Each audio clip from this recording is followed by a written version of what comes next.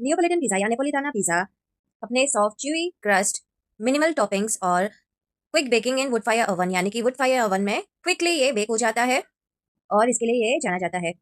इसमें strictly simple ingredients और यही इंग्रेडिएंट्स इसके ऊपर जाते हैं, जबकि दूसरे पिज़्ज़ाज़ पे बहुत सारी अलग-अलग टॉपिंग्स भी जाती है। बेसिक टॉपिंग्स है tomato, BECIL, fresh mozzarella, olive oil, that's it. और स्पेशली कैन टोमेटोज़ यानी कि सैन मार्ज़ानो या कैन टोमेटोज़ इसमें यूज़ होते हैं, just a bit of salt, that's it, और इनका सॉस रेडी हो जाता है। और ये टोमेटोज़ में अगर आप देखोगे तो सीड्स ना के बराबर है, जिससे कि सॉस बिटर नहीं होता। ग्राइंड करने पर उसको हाथ से सिर्फ क्रश किया जाता है सारे टोमेटोज़ को। तो आप नॉर्मल पिज़्ज़ा सॉस भी यूज़ कर सकते हो, लेकिन इसमें जो है, जो चीज़ की क्वांटिटी है बहुत कम है और ज़्यादा सॉस होता है। तो इस वीडियो में मैं आपको सारडो नेपोलिटाना पिज़्ज़ा यानी कि नियोपोलिटन पिज़्ज़ा लेकिन सावरडो और लॉन्ग फर्मेंटेशन से इसको कैसे बनाते हैं, साथ में विदाउट सावरडो स्टार्टर इसको एक दिन में कैसे बनाते हैं, और एक और पिज़्ज़ा है विदाउट सावरडो स्टार्टर और उसको बेक करते हैं और उसको गैस पे पकाते हैं, तो किस टाइप का रिजल्ट होता है, क्योंकि घर पे तो हमको वुड फायर ओवन नहीं मिलेगा। आप बेक कर सकते हो या आपको वो चार लोग चाहिए, मार्क्स चाहिए पिज़्ज़ा पे, तो आप गैस पे भी इसको पका सकते हो।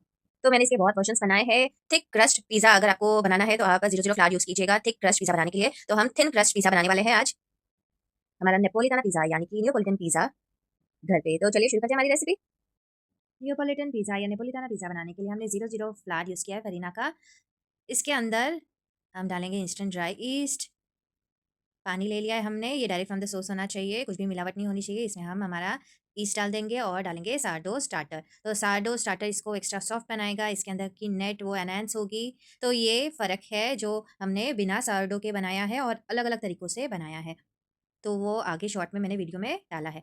तो इसमें हम नमक डाल देंगे। अब सारडो स्टार्टर, ईस्ट और पानी का मिश्रण हम डाल देंगे और एक अच्छा डो हम गूंद लेंगे। अच्छे से ग्लूटन डेवलप होना चाहिए। इसके बाद में और मोस्ट इम्पॉर्टेंट, थोड़ा-सा ऑलिव ऑयल चाहिए तो आप डाल सकते हो, और मोस्ट इम्पॉर्टेंट ये जो सारडो स्टार्टर है ये 2 दिन पहले का होना चाहिए इस टाइम पे, तो आपको वो उस तरीके का नेट अंदर आपके पिज़्ज़ा में दिखेगा। लोaf वगैरह में चलता है, इसमें आपको सिर्फ़ 2 दिन पहले आपने स्टार्ट किया है बनाना और आज खत्म हुआ वो प्रोसेस, उस स्टेज का ही सारडो स्टार्टर इसके अंदर आपको डालना है, फ्रिज वाला नहीं डालना है। अब इसको हम एक अच्छा शेप देंगे थोड़ा-सा फ्लावर डाल के, और इसको ओवरनाइट हम फ्रिज में रख देंगे स्लो फर्मेंटेशन के लिए। ये हमने इसको रख दिया। अब नेक्स्ट डे ये इस तरीके का हो गया है, कुछ भी नहीं हिलेगा क्योंकि इसमें अभी तक फर्मेंटेशन चालू ही नहीं हुई है। फिर से इसको शिफ्ट करके हम इसको रख देंगे इसके अंदर। अभी इसके बाद 48 आवर्स के बाद हम इसको देखेंगे तो ये हल्का-सा साइज़ में फूल गया है, ज़्यादा नहीं फूला है। इसको हम बाहर रखेंगे। ये देखिए इस तरीके का स्टिकी उस टाइम पे नहीं था, लेकिन थोड़ी देर बाहर रखने के बाद ये इस तरीके का स्टिकी हो गया है। फिर हम विद सेरेमोलिना या फ्लावर डस्ट करेंगे, इसको देखो उल्टा कर दिया, ईज़िली ये निकल गया है, चिपका बिल्कुल भी नहीं है, यानी कि फर्मेंटेशन करेक्ट है। अब इसको हम प्रेस नहीं करना है, हम ये जो एयर है उसको पुश कर रहे हैं साइड में, इस तरीके से, और आप थोड़ा-सा सेमोलिना ज़्यादा लीजिएगा, तो क्या होगा आपका पिज़्ज़ा चिपकेगा नहीं प्लेटफ़ॉर्म को और आपके हाथों को। तो मैं एयर पुश कर रही हूँ एंड में, तो मैं आपको उसको खोल के भी दिखाऊँगी कि एकदम खोखला बना है। तो ये हमने जो रिज़ल्ट अचीव किया है वो बेक करके किया है। यही आप हाई टेम्परेचर पे जो ओवन्स आते हैं वुड फायर ओवन में बनाओगे तो ये और ज़्यादा फूलेगा, और क्योंकि ये कुछ सेकंड में उसमें बन जाता है तो और सॉफ्ट बनेगा और एकदम फूला हुआ बनेगा। बेकिंग में भी ज़्यादा टाइम नहीं लगा है, हार्डली 5 टू 6 मिनट्स ही लगे हैं। बीच में से क्या करना है, ये फटे नहीं और एज़ थिन एज़ पॉसिबल हमें इसको बढ़ाना है, क्योंकि ये नियोपोलिटन स्टाइल पिज़्ज़ा है। तो ये आप देख सकते हो इतना पतला है फिर भी इसमें बबल्स दिख रहे हैं, यही उभर के आएँगे जब ये बेक होगा। तो यही इसकी यूएसपी है कि साइड से तो ये फूला ही है, बीच में भी ये अच्छे से इसमें एयर इनकॉर्पोरेट हुई है और ये पफ अप हुआ है।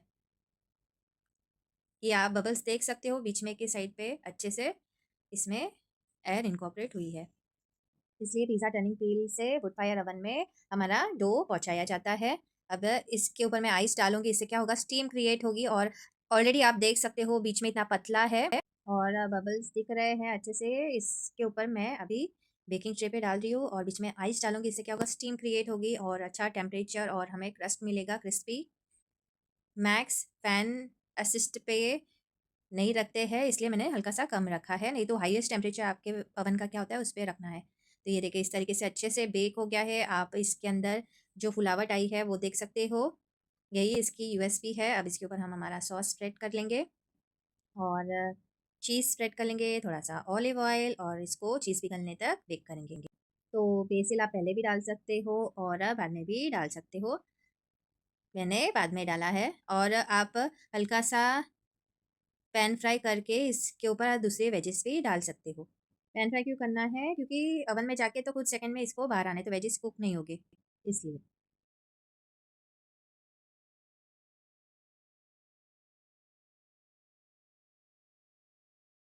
इसको 2 घंटे के लिए रेस्ट देंगे। रेस्ट करने के बाद ये इस तरीके का दिख रहा है। देखिए आप बबल्स देखिए और इसके अंदर का इस तरीके से जाल बना है 4 घंटे में।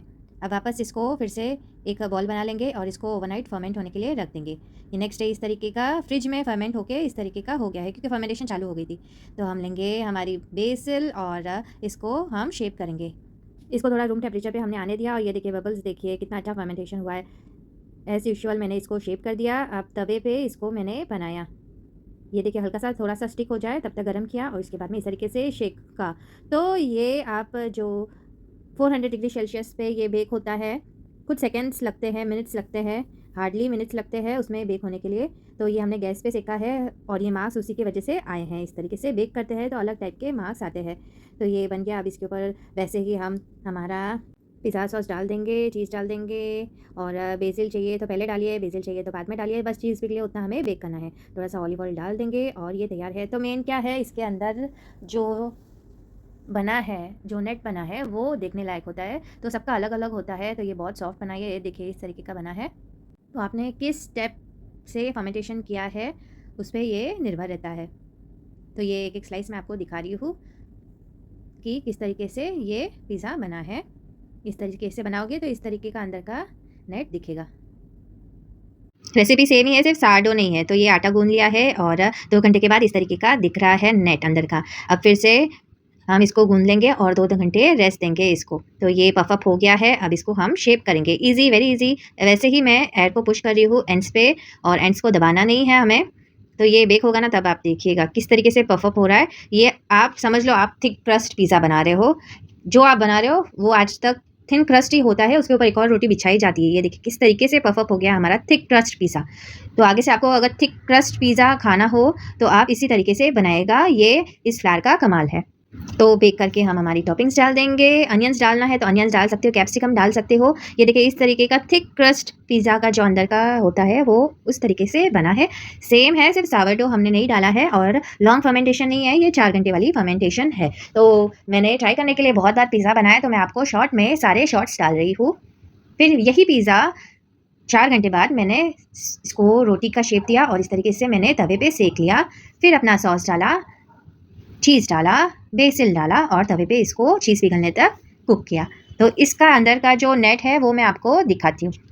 नीचे से परफेक्टली कुक्ड है और ये देखिए हल्का-सा पफ अप हो गया ना और ये एक मैंने रोटी की तरह मोटा-मोटा सा रखा था तो रोटी की तरह फूल गया था। सेम वे है ये सावरडो वाला पिज़्ज़ा है। आगे वाला सिर्फ ईस्ट वाला था। तो इस तरीके से रोटी की तरह पफ अप हो गया और 4 घंटे वाला है। लॉन्ग फर्मेंटेशन नहीं है। फिर मैंने हल्का-सा इसके ऊपर मार्क्स आ जाए इसके लिए इसको तवे पे सेक लिया। इसके पफ अप होने की वजह से इस तरीके की नेट गिरी है इस पिज़्ज़ा में। खाने में तो सब स्वादिष्ट ही है, अंदर का जो नेट है वो इसको डिफरेंट बनाता है। 180 डिग्री पे बेक किया था जब तक ये पफ अप ना हो जाए। Sourdough breads. सावरडो स्टार्टर क्या करता है? तो अकॉर्डिंग टू मी मैंने जो ब्रेड्स बनाया है सिबाटा और जो हमने सावरडो लोफ बनाया है उस टाइप का आपको क्रम चाहिए तो आपको ये सावरडो स्टार्टर लगेगा। जब ये बेक होता है तो बहुत अच्छी सुगंध घर में फैल जाती है। अकॉर्डिंग टू मी जो मैंने बनाया है अगर आप इसको किसी भी ईस्ट की रेसिपी में डालो तो उसका ब्रेड का अंदर का जो क्रम है, जो स्ट्रक्चर है वो बिल्कुल भी चेंज हो जाएगा। जो ओपन क्रम ब्रेड होता है वो बहुत अच्छा माना जाता है। ये ओपन क्रम ब्रेड ही है। ये बहुत न्यूट्रिशियस होता है। Just a spoonful of starter और आपकी ब्रेड की रेसिपी ये पूरा चेंज कर देगा, काया पलट कर देगा आपके ब्रेड रेसिपी की। तो मैंने बगेट की रेसिपी से सिबाटा बयान बनाया है और एक लोफ बनाया है जिसका अंदर का क्रम इस तरीके से है। साथ ही में मैंने एक क्वेसन की रेसिपी में सावरडो स्टार्टर डाला और अंदर का पूरा स्ट्रक्चर और उसकी सॉफ्टनेस और उसका टेस्ट एकदम चेंज हो गया, समझो 100 गुना बढ़ गया। आप किसी भी ब्रेड कैटेगरी में देखो सावरडो हमेशा टॉप पे रहेगा उसके बेनिफिट्स की वजह से। सावरडो पे आप अपनी आर्टिस्ट्री भी दिखा सकते हो, उसको अलग फॉर्म में उसको प्रेजेंट कर सकते हो। तो ब्रेड मेड विथ ईस्ट और bread made with east and sourdough, उसमें ज़मीन आसमान का फ़र्क है। बाकी ब्रेड से बहुत कॉस्टली आता है क्योंकि इसमें सावरडो स्टार्टर को मेंटेन करना पड़ता है और इसको एक डच ओवन में इसको बेक किया जाता है इसकी क्रिस्पीनेस बढ़ाने के लिए। सावरडो स्टार्टर बनाने के लिए मिनिमम आपको 2 दिन लगेंगे अगर आपके पास पानी हो डायरेक्ट सोर्स से। बहुत सारे अलग अलग टाइप के आटे से भी आप सावरडो बना सकते हो। जिस फर्मेंटेशन प्रोसेस से ये गुजरता है उस वजह से ये ज़्यादा डाइजेस्टेबल और न्यूट्रिशियस है। अगर आपने राइट बैक्टीरिया कैप्चर कर लिया तो आप ब्यूटीफुल ब्रेड बना सकते हो all your life with this starter. तो सबसे पहले हम लेंगे 100 ग्राम मैदा और इसमें ऐड करेंगे 1 टेबलस्पून व्हीट फ्लावर और इसको मिक्स कर लेंगे। इसके बाद हम इसमें डालेंगे पानी। ये नॉर्मल पानी है। ये जो पानी होता है जो ब्रेड के लिए यूज़ होता है वो डायरेक्ट फ्रॉम द सोर्स होना चाहिए, वरना इसमें जो मिनरल्स और वो सब होते हैं तो वो बैक्टीरिया को किल करता है, ईस्ट को किल करता है। तो ये प्रूफ होने में ज़्यादा टाइम लगाएगा, इसलिए पानी डायरेक्ट फ्रॉम द सोर्स होना चाहिए। जो आपके बिल्डिंग में होता है वो पानी बहुत बार उसमें बहुत सारे मिनरल्स, एक्स्ट्रा मिनरल्स डाल के उसको फ्रेश रखने के लिए इस तरीके से करते हैं तो वो बैक्टीरिया को किल करता है, वो पानी यहाँ पे नहीं चलेगा। इसको 24 घंटे के लिए रूम टेम्परेचर पे हम रख देंगे, छोड़ देंगे तो ये इस तरीके का दिखेगा। 36 घंटे भी लग सकते हैं। इस तरीके के बबल्स दिखे तो यानी कि आपका सावरडो स्टार्टर करेक्ट जगह पर जा रहा है, पानी में कोई मिलावट नहीं है। सावरडो स्टार्टर में लाइफ के साइन दिख रहे हैं। एक बड़े बोल में इसको ट्रांसफ़र कर सकते हो। इसमें पानी और मैदे की फीड हम देंगे। यहाँ पर फ्लावर और वाटर सेम अमाउंट होना चाहिए, आप कितना भी डालो तो चलेगा। पानी ऐड करके मैदा ऐड करेंगे, इसको मिला लेंगे अच्छे से। तो इसको रूम टेम्परेचर पे हम छोड़ देंगे 6 घंटे के लिए। 6 घंटे के बाद ये इस तरीके का दिखेगा। फिर और 6 घंटे के बाद ये इस तरीके का दिखेगा। ये देखिए इस तरीके का दिखेगा। तो ये आप स्मेल से भी पता कर सकते हो, अगर इसकी स्मेल अच्छी नहीं आ रही है यानी रॉन्ग बैक्टीरिया कैप्चर किया, फिर आपको फिर से चालू करना पड़ेगा। बियर फर्मेंटिंग स्मेल जिसे कहते हैं वो आएगी और आगे 6 घंटे के बाद ये इस तरीके का दिखेगा। और अब ये फिनिश स्टार्टर बनाने की तैयारी में है। ये देखिए इस तरीके का ये दिखेगा।